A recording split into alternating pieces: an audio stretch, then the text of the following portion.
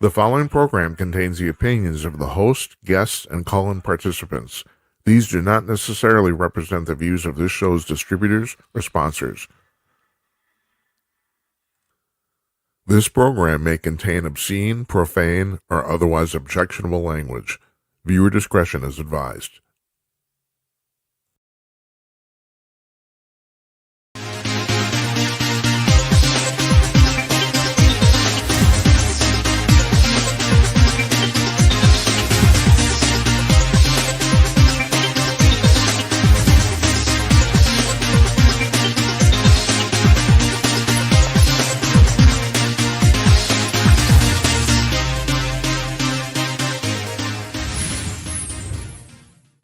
Howdy ho, everybody. Coming to you cordless from glamorous Minneapolis. It's Wednesday night, March 11th, 2026. I am Jim Peters, and welcome to another edition of Jim Peters at Night. This is episode number 324, if you're keeping score on your cards at home, and someday there'll be a test. You know they will.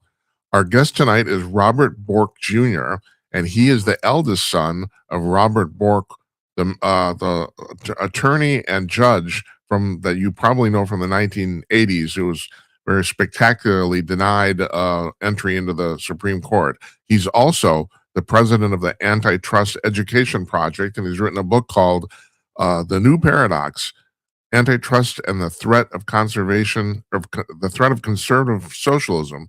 He joins us now from Kendrick, Virginia. Hi, Robert. How you doing? Hey there. Thanks for having me on. And Minneapolis, I didn't realize you were up there. I went to college in Minnesota. So I was going to ask you about that. Yeah, you went to Carleton, didn't you? Yes, a long time ago. Yeah, I know a lot. But do you know a guy named David Strom? I don't think so. Well, he was actually professor at Carleton, and he's on the show. He's a regular guest on the show. He writes for Hot Air. I just wonder if you knew him. He writes for Hot Air? So Hot Air, yeah. He's the remaining conservative at Carleton College? He's like me. He's a transfer.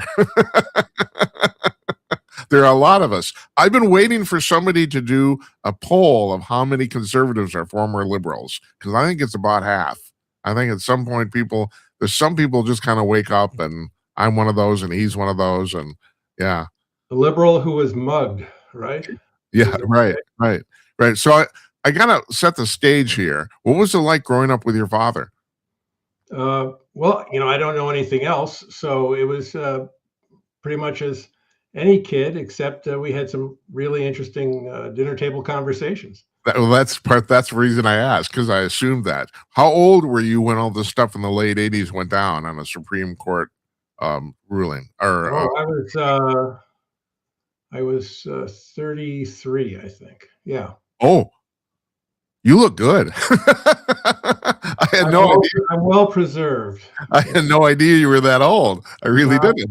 I'm 70, so I just turned 70 last summer. So. Yeah, well, so did I. So yeah, we'll have a beauty pageant. Yeah. So did it have any effect on you at all, either personally or professionally? How did you know? Yeah, I started life after Carleton as a newspaper reporter. Yeah. I was a police reporter, then a business reporter, an editor, and then I found my way to U.S. News and World Report, which at the time was a relatively even-handed, reporter of news and opinion. And I was an editor there in international economics, and then my father got nominated about 9 months after I joined there. It was, to say the least, startling to me to see just how biased and dishonest the press was in Washington. Many of these people were my friends, and some of them remain friends today. But it was just god awful. And so I came back to work after all that for about a week. Stared at the wall and just said, I quit. And I decided it's time to get off the bench and into the game. I thought I was not a political player, but I realized that everybody else was. And so I started, I worked at Heritage briefly before it became the Heritage of today, back in the good old days. And then I worked on the Hill writing speeches for a senator. And then I worked for the U.S. Trade Representative Carla Hills. And then I started a company to write speeches for corporate CEOs and other types, and moved from that into crisis management and policy and things like that. So I've been doing that latter part now since 1992, 98. So it's been a long and strange ride. This Uh, stuff with your father went down in like 87, 1997. right? Yeah. Right. So that was almost 40 years ago. And so you're telling me that even 40 years ago, the press was biased? Oh my God, shocking. Yeah, no, it was, it's worse. It by order of magnitude, it's worse now than it Yes. was then. Yeah. It was sort of out in the open, but it wasn't, you could actually have conversations with people back then. And debate things, but then, it just turned into a religion, it was horrible. Well, right. The thing is now it seems like the liberal press is against absolutely everything. But then I could say the difference might have been that they only raised their ugly head when things were quote unquote important, and your father's nomination was considered relatively important. Am I right about that? It was made so, I think. You may or may not know this, but I think it's been reported that when Joe Biden was approached by the Reagan people about my father, he said, I would have no problem with that. That's okay. And then somebody got to him and said, no, you don't understand. This is our chance. We're going to, he's dangerous. No, He I could, didn't know that actually. yeah. No. And so he flipped. And of course, being the idiot that he is, and last in his class in law school or thereabouts, he didn't understand any of the issues. He didn't really understand the law, but he did understand politics. And this was really a Ted Kennedy game. And Joe was had Ted Kennedy's hand up his back and Yeah. was, manipulating him like a puppet. Of course, Uh, Kennedy gave that. If you want to, I don't know if you call it a speech, but he gave that during one of the hearings. Screed. It was a Right. screed. That Yeah, was basically set the stage for the whole thing. yeah, yeah. I was well. We this could be a whole nother show, but I was Well, just and I know, but we have some time here, so I really had to, and I have to ask. And also, I mean, I assume your father was disappointed, but going under that assumption, how did he handle it? uh, he handled it, I think, like a mensch that he is or was. He didn't try to uh, sort of reinvent himself. He talked about his ideas. He talked about his writings. He felt that he had no choice, really, than Yeah, to be, fulsome in his replies because it was all on paper. He'd been a professor and a writer and a thinker for many years, and so it wasn't like he could say, "I don't remember that." No, I. But so he did. He talked about his ideas. I think he defended them very well. I think there was a real appetite not to understand what he was saying and to distort what he was saying. The game was to convince the Southern Democrat senators that they would lose the black vote and they would lose the women's vote if they voted for my father. He'd been confirmed unanimously previously for the judgeship, for the Court of Appeals. He'd been confirmed unanimously to be Solicitor General back in yeah. 1973. So it was not like he was unknown to them. Uh, and It was basically the most contentious Supreme Court nomination in like 100 years, right? And uh, of course, the verb came to Bork. Somebody came out of that too. You yes, I know? should get a nickel for every one of those. Yeah, Every time somebody says it. But no, right. And I'd say that Kavanaugh, retired the record. He has even more. No one ever accused my father of being a rapist, but yeah. but that's what they did about my friend Kavanaugh. So uh, he holds the record now. Nobody tried to kill my father, so I'm sure somebody would have if this had all happened today. But it was we refer to it as they refer to the Civil War down here in Virginia as the Great Unpleasantness, and I would say that it would be nice if we could get back to the time before that. But I don't know that'll ever happen when people could actually disagree. You know, I don't know if it's ever going to happen either. I don't know what to tell you. I just had uh, oh God, I'm not freaking his name. Who I had on yesterday? John O'Connor, who was Deep Throat's attorney, oh and we were talking about the same thing, and he said the same thing. I don't know if it's ever going to get back to any sort of normalcy or even get better. I just don't know. Not in our lifetime, anyway. You know. yeah.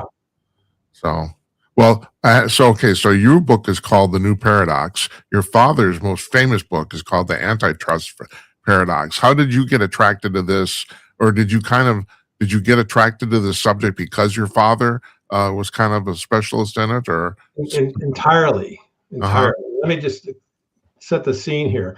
Please. When my when my father died, eh, people started talking about his role in antitrust, and some professors said it was, the most important thing he ever did, and I wouldn't disagree with that. It was probably more important than his Supreme Court nomination. Maybe not, or maybe about the same as his devotion and uh, uh, advocacy for originalism, uh, which he and Scalia both advocated for. But but I'd say about 5 years ago, I was just reading the paper, and there's Elizabeth Warren spouting off about how we're going to change antitrust. We're going to use it to change capitalism, to undo capitalism. We're going to use it to get to turn this into a socialist country. It's a great tool for that. And I just went nuts. And first, I wanted to find out, is his book, The Antitrust Paradox, a policy at war with itself, still in print? And it was not in print. And I jumped out of my chair And and that's called. surprising. Well, it is now, right? It's back I in brought print it. now, right? Well, the punchline is I brought it back. I bought Oh, the okay. rights. All right. I bought the rights. I got the rights back from the publisher, and we reprinted it, new edition, with Senator Mike Lee writing the introduction, and I wrote the foreword. And it took us a while. It was hard work, and we didn't really change anything. We just went through and checked all the sites and all that stuff, Yeah. and put it out about 4 years ago. And then I just thought, well, that's not enough. I have to get into the fight now. And my regular job had been, for the last couple of decades, doing crisis management and litigation, public relations, and policy stuff on the Hill. Advocating for different policies. So I started a foundation called the Trust Education Project, and started posting stuff on the web. Uh, and what gave me the biggest boost was Joe Biden got up and read a speech. I don't think he wrote the speech, but it was when he issued his order, his competition order, um, ordering the whole of government to look into competition issues because of that failed policy, the consumer welfare standard, which was resulted from my father's work. It was really the subject of the antitrust paradox, and which the Supreme Court had then adopted a year after the book came out in 1978. And Joe Biden, this became a personal insult to me and my father. And I said, I'm going to engage here. So I wrote an op-ed in the Wall Street Journal where I basically pointed out all the lies that he said about my father and the consumer welfare standard. And then it just went from there. And I've got a website called antitrusteducationproject.org. Yeah. You can see all about the policy and all the op-eds and blog posts that I've written for the last 4 years on all issues related to antitrust and how it's been misapplied by the Biden administration and now the Trump administration, which has basically followed on from the Biden administration. And I, took on Lena Khan, who's a communist and who's now gone, and the rest of the Biden administration. So it's been become my really 90% job now to just engage in this debate. and to point out where I think policymakers are doing stupid things and not relying on the neutral policy of the consumer welfare standard in antitrust enforcement. And And let's put your book on the screen here. Here it is. oh, thank you, thank you. There you I don't have a copy yet. I'm waiting for it. go. So now, okay. So what do you specifically or formally? What do you refer to as conservative socialism? Well, it's the new paradox. The other one was the antitrust paradox. This is the new paradox of where conservatives adopt socialist values and policies in the pursuit of antitrust enforcement. You've seen, and this goes really back to Donald Trump's first term, but the new right is really showing a growing desire to aggressively interfere in free markets. That's conservative socialism. I'm under the impression maybe you're disappointed with the president. Well, actually, I feel bad about this because I think he's doing a great job in so many things, but he's basically outsourced his policy on antitrust to J.D. Vance, who is a devotee or at least a fan of Lena Khan. He's complimented her publicly many times, and so that's why you have this term conservatives,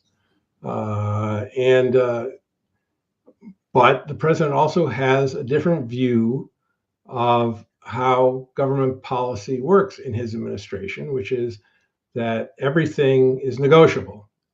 Yeah. So if the most recently, the Live Nation case, which got settled this past Monday, I think. Yeah, it was this past Monday, which was the DOJ Antitrust Division sued Live Nation as a monopoly for its way of selling tickets for things. Yeah, right. So they came up with a settlement, which is mostly good, but let me ask you, in this particular instance, do you think they are a monopoly? No. I could have made a credible case that they were not a monopoly, but they had some practices which were, I think, anti-competitive, but I don't think they were a monopoly. People are probably screaming at their radios or TVs right now, about this, but it's not illegal to have a monopoly. You can acquire a monopoly because you have the better mousetrap. Right. Google took on Yahoo, and Yahoo went down the tubes. I mean, it's still there, but they had a better algorithm, and you can do that. The question is, how did you get it? Did you, lie, cheat, and steal to get it? Did you do something illegal to get it? And no. And did you abuse it once you had it? That's where you can get in trouble with the law. Did you, cause in the Sherman Act? Did you? Well, let me ask you. Trade. The consumer welfare standard is basically based on consumer choice, right? Right. It's a free market approach to antitrust. Right. So if you use Google as an example, people use Google, like 80% of the people use Google, but they have a choice to use Bing. They just don't use Bing, right? Right.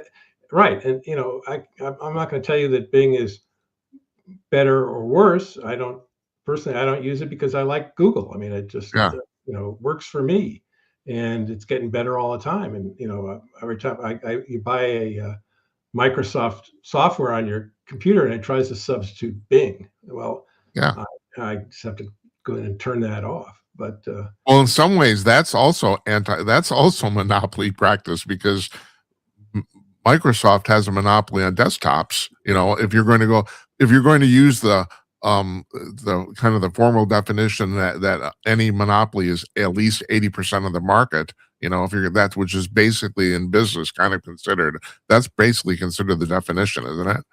There are different levels for different things, but yes. All right. But that's a good one. Where were we? I was saying that that Microsoft has the monopoly on the desktop because there's well over 80% of computers have Microsoft operating systems. So they stick Bing in there, even though, like you said, most people wouldn't want to use it. Now, actually, I use it. I use both of them, and I find that they're virtually identical. There's no real difference. Well, what is the one that a lot of people talk about because they advertise themselves as not keeping your data and stuff? DuckDuckGo. Yeah, DuckDuckGo is run by the Bing engine, so right. it's That's right. I know that. they just set that rule that they Right. won't keep your data. But anyway, how did we get here? Let's see. Sorry, Um, I was asking you about specific. Oh yeah, how did we get here? Yeah, this is great. I'm good. I can't keep track of my own show.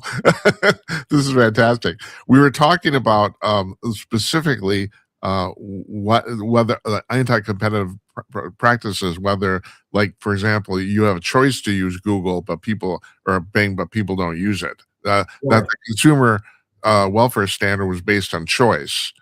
right. And it looks at, say, a merger, and it asks, well, you want to merge these two companies together? Is there going to be an effect on the consumer? Are prices going to go up? Is there going to be a degrading of innovation or that kind of thing? And if the answer is no, then you should let the marketplace work. Well, a And perfect example of this, if you don't mind my saying so, getting back to the Microsoft thing, was the 1990s, the suit against Microsoft for Internet Explorer. They were including Internet Explorer in operating in the Windows operating system, and for a while, everybody used it. By the time that the years went by and that suit ended up resolving, Internet Explorer is no longer the dominant web browser on the market. I mean, it was really kind of hilarious, really. You know, yeah, yeah, that's true. My father actually uh, took the government's position in that case and was an advocate for their position. And there were larger issues about why that was, but he got roundly denounced by some people who said he had gone against his own views in the book, The Antitrust Paradox, which wasn't true. But this is complicated stuff. yeah. It involves economics and it involves past precedents in antitrust, and so you have to look at what the law is, what it was, and then when it changed in 1979, because the Supreme Court, it was a case called Ryder v. Sonotone, and I can't even remember what the issue was in that case, but I guess lawyers for one of I guess for Ryder, said, "Hey, there's this new book out by Judge Bork." Actually, he wasn't a judge; he was a professor then. No, actually, he was. Yeah, he was a professor then. They said he argues this about the consumer, and I remember seeing a video of Scalia saying, "Well, suddenly the antitrust law made sense to me because of this book," and unanimously in that case they took the position that the consumer welfare was the thing you should look at when you are deciding an antitrust issue. And so that was an endorsement, unlike I would think probably most people have ever gotten in a case before the Supreme Court. And it became the operating system of antitrust enforcement. Now, I got to point out that's not the law. There's no law that says the consumer welfare standard is what we're supposed to do. It was a judicial, was a Supreme Court ruling, and it is hung on like that. But nobody in the left, even today, is um, trying to write a new statute that takes that out and puts back the old understanding of what antitrust was. In fact, Lena Khan's efforts were to bring lots of cases and hope that she could get another case up to the Supreme Court that where the court would overrule its old, you know, Ryder v. Sonotone opinion. Yeah. Anyway, So they could yeah. Okay, so I'm talking about this regularly. I have a lot of economists on the show about the fact that basically one of the primary faults of capitalism is monopolization. That basically one of the general problems with the capitalism is that the more money or market you have, the easier it is to get more money or market. But on the other hand, too, I'm constantly talking about this all the time. You know, I my general approach is that capitalism has many flaws, but it's still the least flawed of all the other systems. You You know, sound just like Milton Friedman, who said exactly that, in yeah, almost those exact same words. He said, it's the only system that's better than all the other isms." right, Uh, and, it's the only ism that has improved the lot of the working man, yeah. uh, raised more people out of poverty. And It's that, it's the only system that really actually creates money, it's like, I mean, you get that, but Margaret Thatcher wasn't talking about this per se when she said very famously, "Sooner or later, you run out of other people's money," but that's what happens with all the other systems, socialism, right, sooner or later, they run out of money because the system doesn't create any money. Look what's happening in Cuba, and I'm talking to, O'Connor yesterday, and we were talking about this, about the fact the thing that's been lost with what's going on in Iran is that the Iran economy has collapsed. That's the reason this all started, the whole war. I don't know if you know that. The real is worthless. So if you have a job in Iran, why go to your job if what you're getting paid is zero? And so they went out into the street. That's what happened. hmm yeah, well, that's another whole kettle of fish, as Laurel and Yeah. Hardy would say. Um, Okay, but so just a little wider question here. So, on the basis of all that, why are there so many people right now pushing socialism? I mean, this is I find this absurd. But I have a lot of friends. I live in Minneapolis, one of the most liberal cities in America. It's like everyone says really socialism is the way to go. Socialism doesn't work. We have 120 years of proof of this.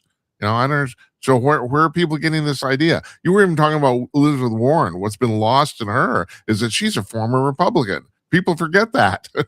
She used to be a Republican. she forgot. You never know it now, but Yeah. Uh, why do people support socialism? yeah, It's a complicated question. I mean, I'm sure that it's a pinch of stupidity. It's a uh, pinch of ignorance, probably mostly ignorance, and it's a big dash of egalitarianism. They think somehow that you can create a utopia and just by edict and at the force of a gun, I think in some yeah. countries, uh, make everybody the same. They all think the same, all do the same, all get paid the same, and it leads down a path, I think, of uh, to disaster. I mean, it just gravity ultimately has to become, part of this, and it'll take everything down. You can't make a system run, an economic system run, without creating wealth and jobs and there's things I guess you could think about doing to make things a little more even, to raise up people who are poor or unable to take care of themselves. There's nothing wrong with that, but the question is that can't be the basis for your society. You have to Well, have a you'll have to society forgive me. created. I didn't What? get a chance to read your book, but are there any other aspects of what you consider conservative socialism that you addressed in that book other than antitrust? Um, that was really the major point. But I would say that what we also say is this is just one. Because this is the thing that we know most about, uh, you know, to write about. But it's everywhere. Just look at um, gov- basically. I would argue that our government today is essentially socialist. It's to varying degrees. It runs, our economy runs on capitalism, but our government, I think, in its effort to politically placate everybody, Robert, that's a brilliant idea. I never thought of that before, but I think you're right. Yeah, the economy runs on capitalism, but the government runs on socialism. Yeah, very well put. well, but there's so much. going on in business too. That government contracts, trying to get rent seeking, where businesses go to the government and say, "Will you take my opponent out," so to Yeah. speak. I mean, I remember a few years ago, and this was a case I had something to do with, when AT&T wanted to merge with Time Warner. I happened to be sitting in a Washington restaurant with a lawyer, and I saw one of AT&T's opponents in this having lunch with the Assistant Attorney General for the Antitrust Division. Well, what were they talking about? I think they were arguing. They were that was what you call rent seeking, trying to get the government to do what you wanted to do to help you against a competitor. That goes on all the time, and and Washington lobbyists. There's nothing wrong with lobbyists, essentially, but they're all trying to get an advantage and against a competitor, or an outcome that will help them, with their taxes or selling stuff, or to please, reduce the imports of goods that we make from other places that are, more competitive than we are. They make it for less. So again, I'm not saying all of this is bad. In fact, it's perfectly natural that people would try to advocate for their own position. Yes, but may, But may I yeah, ask, okay, is the system so awash with money that at this point, I mean, has that ginned the whole system? Just the fact that there's so much money available, like for everything. uh, I feel like I'm somehow making this too simplified. But Well, that my we're not that bright. We're not as bright as you. So please go ahead. Make it please, simple. I think most people are brighter than I am. I would just say this about all of this stuff. Uh, it's obviously not working because we are awash in money that is the government created. You know, Yeah, it's not money that is based on anything. And I'm not even professing to support the gold standard again and bring back the gold standard. I'm just saying there is almost $40 trillion in debts out there. yeah. We're and And and we're there's running deficits of $4 trillion a year. Right. and don't forget the other one that no one ever talks about is the unsecured uh, unsecured debt. That's not the word I'm looking for. But there's another $100 trillion or so of that out there, and so that the government borrows your Social Security money to Yeah. pay current bills. And Right. so, if somebody were to say, "Okay, we got to pay everybody off their Social," there's no money there. There is no money Right. there. And so, Right. this someday, and I hope it's after I'm gone, uh, or I hope somebody figures this out. Someday, gravity, they're going to discover the law of gravity, and it's all going to come crashing down.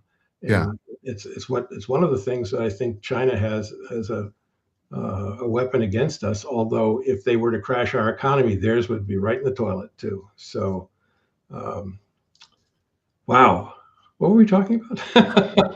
Yeah, but your point is well taken. You and I can sit here and talk about, okay, the fact that if the system is just awash with money, it's all fake money. But on the other hand, China isn't making any money in the first place. So Right. In some ways, we're both equally screwed for different reasons. Yeah. Well, I hate to sound like a doom. That's all right. I do it all the time. I But really, I'm totally with you. I get paid for it. So At some point, I don't know what's going to trigger this, but at some point, unless somebody really addresses this, we're doomed for collapse. That's why I look at it. But I'm afraid that is possible. I hate to think that it's guaranteed, but I think it's possible. And uh, President Trump is doing so many great things, but he is not addressing any of these financial issues that are holding basically threatening our existence. These are the existential threats. But what he is doing, that he could do something about, is, he should be, instead of having his people, his appointees, attack the engines of growth in this country through antitrust, assuming that they're not doing something blatantly illegal, he should let them.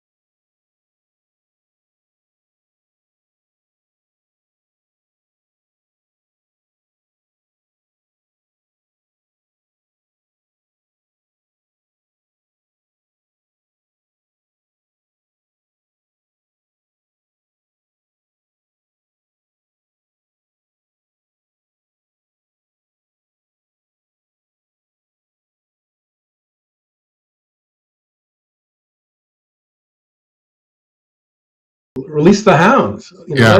I don't know, big tech. He's not. They're not just attacking big tech. They're attacking, the financial industry. They're attacking, health industry, health and welfare industry. Well, one of the most recent examples would probably be who's going to buy Warner's Discovery, Netflix or Paramount, and of course that was going to be run through antitrust. And did you have any opinions on that? Because I think that's really complicated. There are people who say, well, effectively, if Netflix buys Warner's, they're going to kill the movie industry. Well, Paramount won. I mean, it's over. Yeah, no, I know that. I know. just the fact that there's this debate, and I don't know if that's actually true. Just because you have like you said, just because you have a majority of the market doesn't mean you're gonna kill the rest of it. And not to mention the fact that maybe it's gonna die anyway, just because of a natural technological death. So I don't know. I didn't know what to make of it. Well, I'll just point out that the general counsel of Paramount was Trump's assistant attorney general for the antitrust division in his first term. Yeah. So there's some connections going on there. There's some, again, that's the way the game is played. And I suppose if you want to win, you got to do that sort of thing. And then, you think the president's addicted to negotiation? I think the president decides in his own mind what outcome he would like and how that will benefit him and America. He probably thinks it'll benefit America. He tells some people not to do things. Don't oppose this, don't support this, whatever. And it's I think all about how he is the ultimate decider of all of these things. Yeah. I think for the best some of the time, and not so good for other parts of the time. Well, in the immediate future here, where do you see the future of the consumer welfare standard? I think it's secure for the most part if the Supreme Court continues to uphold it. I think the Biden people were trying to get it into the Supreme Court and see if they could get it overturned. That didn't happen, but it's happening at the margins. Decisions are being made that do not benefit the consumer when it comes to opposing business practices. And I think businesses are looking at, I think some businesses are looking at their mergers and acquisitions and afraid to take on some of them because they think there will be opposition from the government. Better to just move along and do something else. But there are, and the funny thing is that before the Biden administration, the earlier, even the Obama administration, brought more cases. Republican, it was a Republican-run FTC, brought more cases than the Biden people did. But they were trying to bring a certain kind of case that was going to change things. And it ultimately failed. So I'm going to add a definition or a set of definitions to your thing about conservative socialism, and that is, I think a lot of it is that a lot of Republicans, laissez-faire capitalism gets a bad rap partly because nobody can really understand how the invisible hand works. If it shouldn't work, it doesn't make any logical sense. The fact that you just let people go nilly-willy and they figure it out, but they do. And people can't grasp this. And I think there's a lot of even Republicans who can't grasp it. And therefore they say, well, the government has to control things. And no, the government doesn't have to control things. But people do think that. I think that's part of it. I agree. And I think one of the problems, you're exactly right, is the problem is that the government feels like it has to do something. Yeah. It's always, well, we need to get involved. We need to have hearings. We need to pass laws. We need to do stuff. When in a lot of cases, leave it alone, it'll all work out. Will be better. Here's an example, just again involving antitrust, involving Donald Trump. In his first term, he brought a case against AT&T for its acquisition of Time Warner, and it went to court, and AT&T won. Trump lost, or his antitrust people lost, because there was a smart judge, Judge Dick Leon, who saw through all of this nonsense, and he let them AT&T buy Time Warner. But the marketplace worked. As it turned out, AT&T really didn't have a very good sense of how to run a content company. It's a phone company, an internet company, but didn't understand content, didn't understand how to run studios. And ultimately, they sold it to Discovery.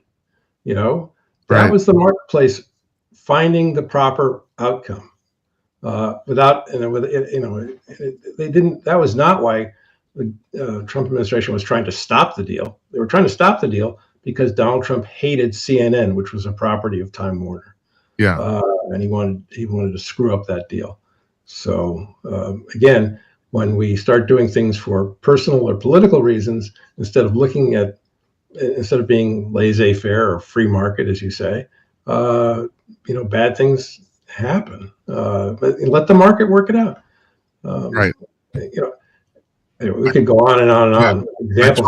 totally agree with you. And let's put your book back on the screen here. Here it is. You can get it anywhere. The New Yeah, Paradox. it's just at Amazon right now. So Oh, okay. Well, sorry, I'm it's glad not you brought that up. expensive and it's easy to read. I didn't actually like write this down. Did this just come out this week? Was it Basically last week. last week? Right. Okay. Yeah. So yes, it's on Amazon. That's where I pulled the picture. There you go. Robert Bork Jr. I can't thank you enough. This is fantastic. I hope Let's you do come it back. again. Yes, let's do that. Yeah, you take care. All right. We'll see you. You too. Thank you.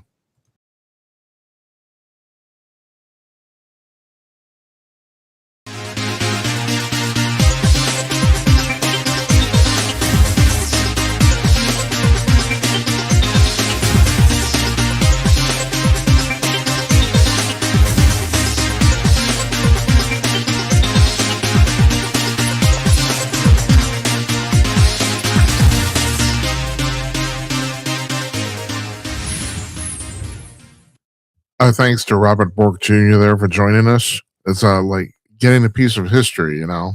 I mean, his dad, all sorts of stuff, and of course, he has some very good points there about antitrust too, and his father did also. Interesting to see how people carry on their family work. You know, it's time for the Snooze News. It's March 11th, Wednesday.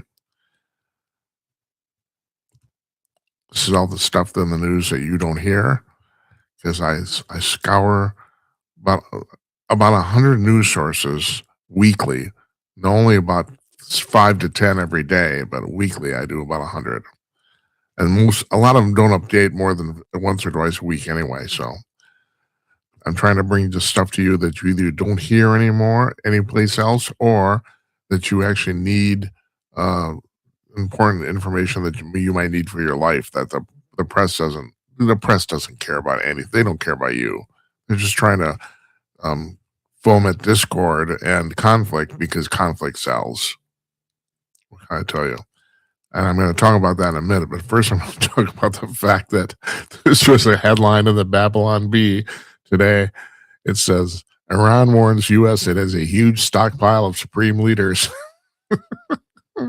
And the reason I'm bringing that up is, of course, you probably heard that, you know, former now dead Supreme Leader Khomeini, his son has now been named Supreme Leader.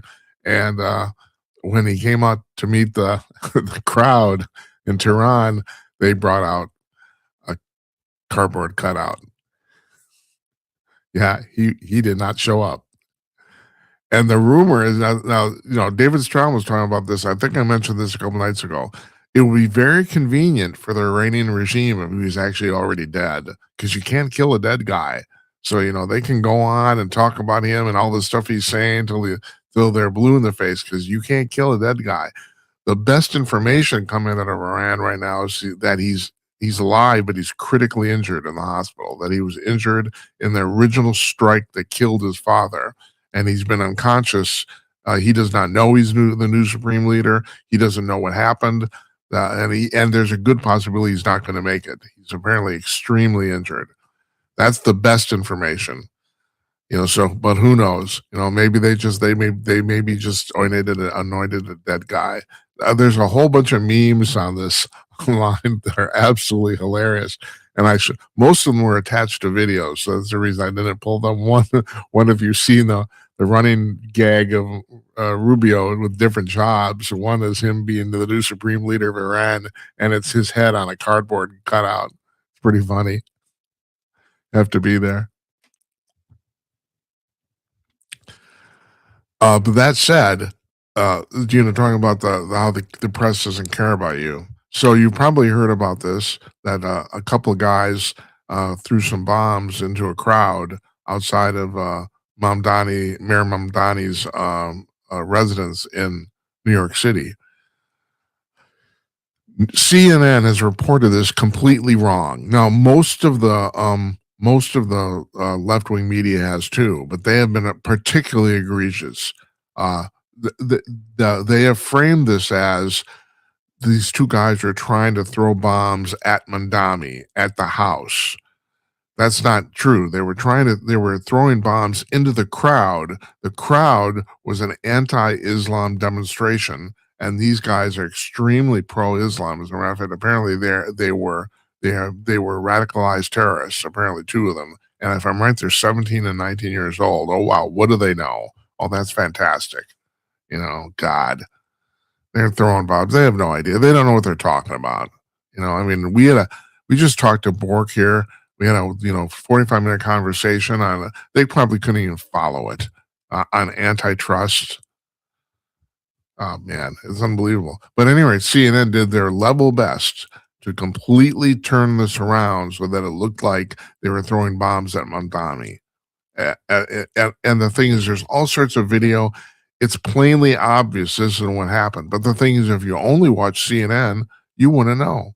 And then amazingly, Abby Phillip, the woman who does this talk show they have at night, she got on X this morning and issued an apology.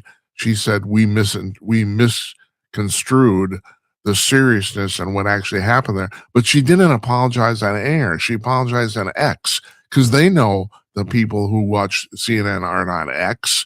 They know that. And well, actually, nobody's watching CNN. But the problem is this propagates. CNN is or was the trusted name of news. Not anymore. I mean, now, and all politics aside, Fox News is now the trusted name of news. If the last 3 or 4 years, when a newsworthy event happens very quickly, people turn on Fox. They don't turn on CNN. That's been the ratings have shown that over and over again. And the thing with CNN too, and one of the reasons that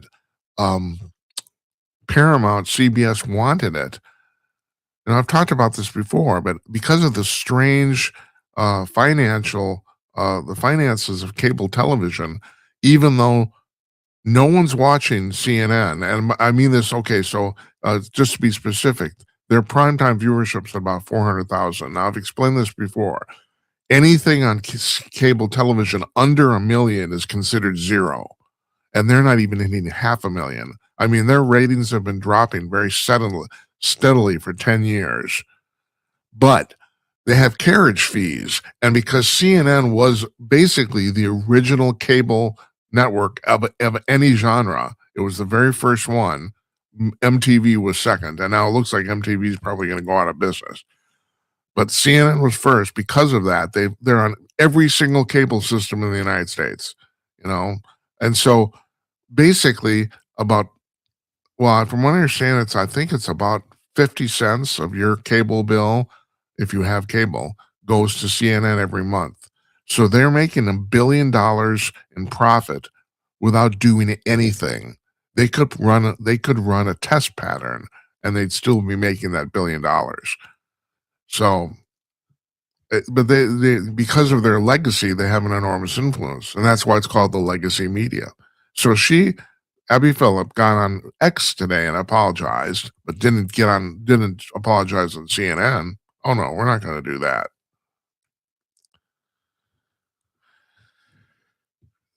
The LA Marathon is going to be run shortly, and they've decided this year that at mile 18, if you have to bail, you're going to get a completion medal anyway. This is for people who actually complete the course, right? It's 26.2 miles, a marathon.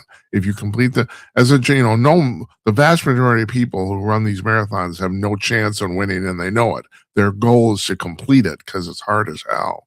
Excuse me. So, and people do often bail. And also, some of these marathons are set up so that you can run 5K of it, or you can run half a marathon. Okay, that's cool. So they've decided at LA, if you can bail at 18 miles, but you're going to get a completion. You're going to get their medal anyway. Yep, it's a participation trophy. Everybody wins. What? And the thing is, how come you couldn't come up with an 18-mile medal? It's like okay. I'm not going to do 18 miles, so you did 18 miles, and you should be proud of yourself. That's great, but you didn't finish the course. You didn't. It's better than nothing, but it's still you didn't finish the course. But everybody who finishes 18 miles is going to get their course completion medal. That's great. That's fantastic. It's been calculated this week that there are exactly 3,428 billionaires on the entire planet. The planet right now, the best estimate is there's 8.5 billion people, and they're talking about US dollars, that people have assets of $1 billion or more. 3,428. Concurrent with that, Howard Schultz, who's one of those people in that category, he was the founder of Starbucks. He announced yesterday, that he's moving to Florida. And the reason is because about 3 hours before he announced that, the Washington state legislature decided to put a tax on millionaires. I think it's millionaire. Now, California is doing billionaires, but I think they're doing millionaires. I think. And California is doing people with assets of $1 billion. Washington State is doing people with income of over $1 million a year, not a billion, $1 million. If you have an income of over $1 million, you get taxed extra, 9.9%, I think. And if you need to do some math, 9.9% of $1 million is almost exactly $100,000, $99,000, which you could spend on other stuff. Shit, you can buy a nice car. But the thing is, why stick around? And so I'm reading. This is Brad Slager on Red State, and he's talking about the fact that, and you don't have to do a lot of research to figure this out. Not only are people moving, companies are moving. Like Yamaha just announced they've been in California. They're originally a Japanese company, but they moved to California 50 years ago, and now they're moving to Tennessee.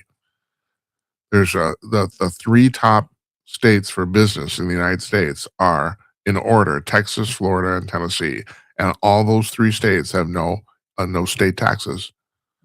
Matter of fact, Florida is actually Ron DeSantis is floating this idea now of eliminating property taxes in Florida too. So this is an inevitable migration, because it's so hard to do business in California, New York, and in Illinois, and people are moving out, and companies are moving out. And then now it's been brought up. Now this is like one of those master of the obvious bullshit things you never think of, but think about this. It doesn't matter at this point what they do, because they're even if they get their tax down to zero, well, Florida has their tax at zero too, and the regulations are much more business friendly. So all they can do is match this. They can't really they can't go. You can't do more than zero.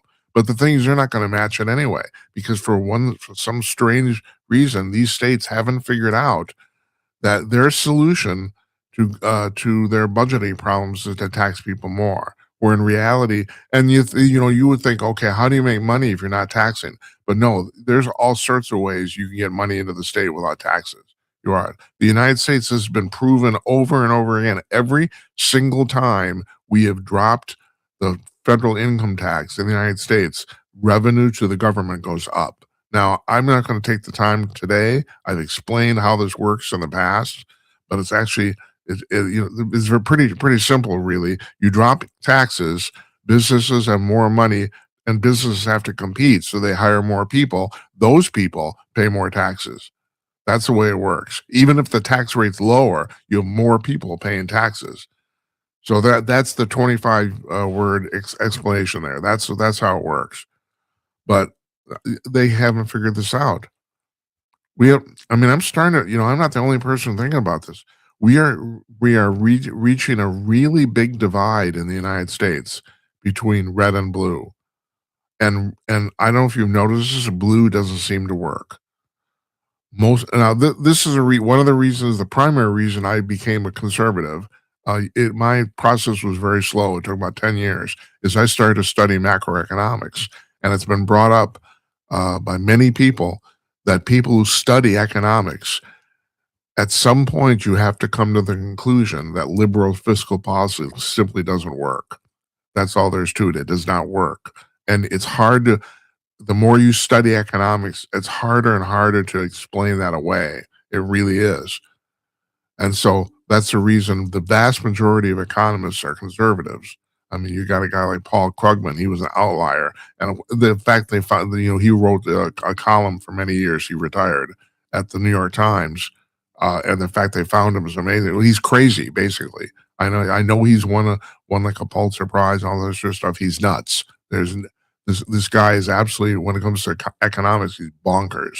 But he fit their bill because he could justify all this stuff. He would write eloquently about how all this liberal fiscal policy was working. It doesn't. And people are finding us out more and more and more. So we are, what's going to happen here? I don't really know. I don't. I do want, I mean, I really don't know. I do know that at some point, California will go bankrupt. I mean, formally, they will have to file for bankruptcy. So what, I can't remember how much debt they have. They have a $25 billion budget, if I'm right. The state does. But yeah, they're way in debt. And they think they can't, so they're trying to tax their way out of this debt now. They can't do it because people leave, And so if people aren't there to pay taxes, well, they're not paying. I mean, it backfires. It has the opposite effect of what they think it's going to do. They think they're going to raise taxes on very wealthy people. Wealthy people leave. And so it has the opposite effect. They get less money overall, not even, but you think they could figure that out. They don't. So that's where we're at there. So there's 3,428 billionaires on the planet, and they're all moving out of California. No, California has 180 billionaires. There's about 1,000 billionaires even in the United States right now. So we have about 30% of the world's total billionaires. So in the hot chick news, and I have to do this because the thing is, if you the websites, they figured out who's the men are reading, and so they they got the page 3 girls and Britain and all this sort of stuff. Here in the United States, we have Fox News, and they run very serious stuff, and then they run pictures of hot chicks, which I'm going to show you now, because this is Elizabeth Hurley wearing the same outfit 33 years apart. On the left, she's 30 years old. On the right, I'm sorry. On the left, she's 27, and on the right, she's 60. She wore this just recently. It's the same outfit, and she still looks pretty damn good, doesn't she? Matter of fact, she looks almost identical. The lighting is a little different on those two pictures, and her hair is a little different, but she basically looks the same. And old pervy men like that. And that's the reason this picture's on the Fox News website. That's the reason. I don't know. Have you figured that out? The old pervy man? I shouldn't mention this. I'm actually, I've thought about doing a segment here on Jim Peters and I called Our Two Girls, where we literally I interview OnlyFans models for a few minutes. Everyone's told me, don't do this, Jim. You're going to ruin your reputation. You're going to, this is you've done such a good job interviewing people. Don't do it. But I don't know, man. It's like, I know who the audience is here too. I've been doing this show in various incarnations for 6 years now. When we were taking calls, we basically just stopped. Especially because once Blog Talk Radio went bankrupt, we weren't really getting any calls anymore. But in our time, we got quite a lot. And I think in the 6 years or the 5 years we were on Blog Talk Radio anyway, if I'm right, we got only 2 calls from women, and one of them was the niece of one of the guys on the panel. So she doesn't even count. I mean, we got only one single woman called up in 5 years. I know who's watching this. Don't you think I know? So yeah, anyway, there's Elizabeth Hurley at 60. Man, she looks good. Yeah, good for her. And finally, I have to end this with some alien news because that's what I do. That's what we do here. Nick Pope, British guy who's been on Ancient Aliens, and you've seen him all over the place talking about UFOs and extraterrestrials because his big job. This goes back, I think, maybe 30 years now.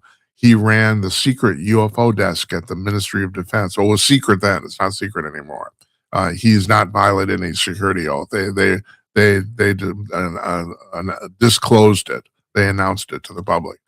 The UFO desk at the Ministry of Defense for the British Armed Services, and he ran it for a few years. And unfortunately, he's had to retire because he has terminal cancer, and he just announced this like 2-3 weeks ago. And this article it's from the Sun, and although they were pushing it today, it's dated February 20th. So it's about 3 weeks old. And I think this came out just before he announced his retirement. It's very sad. I always want to talk to this guy. I always want to interview him. He has an extremely good reputation. Everyone says he's a good man. I believe it. He does not peddle bullshit. He says what he knows, and he doesn't. He talks about what he doesn't know. But he has said that, which I have too, that if Trump does this, if Trump does announce that the extraterrestrials have been visiting Earth, he will be remembered forever. It will be like Churchill telling, never give up, or I Have a Dream by Martin. I mean, this speech will be remembered for eternity. And he's absolutely right, which is the reason I think Trump's going to do it, because Trump has an enormous ego, and he would like that attention. And then go down in history. He would. I don't think he's going to do it until like a month before he leaves office. Supposedly, right now there's talk that he's going to do it on July 9th, which is the 79th anniversary of Roswell. It's also right after the 250th anniversary of the United States, which is on July 4th. So that's the thing right now. Laura Trump, his daughter-in-law, she said the speech is already prepared. It's already written. She's already said this. So, I guess you'd think that you know. But the thing is, the thing that came out of this article that Pope was talking about, and I've said this before, and I've talked about this before, but it really bears repeating. And that is, over the last 70 years, going back all the way back to Project Blue Book in the United States, 5% of all the reports of alien of UFO sightings have been unexplained. 5%. It's been consistent for 60, 70, 80 years. And the other thing that Pope brought up, which is a reason I actually decided to put this at the end here, because this is really important. I've known this, but I've never been able to mention it. He says there's way, way more reports than the public is aware of. And that's the truth. There's way more reports. And that's the reason I've said the reason I've believed in this in 30 years is because of the preponderance of evidence. There's an enormous, if you take 5% of the reports, all of them, you're still talking about hundreds and thousands of reports.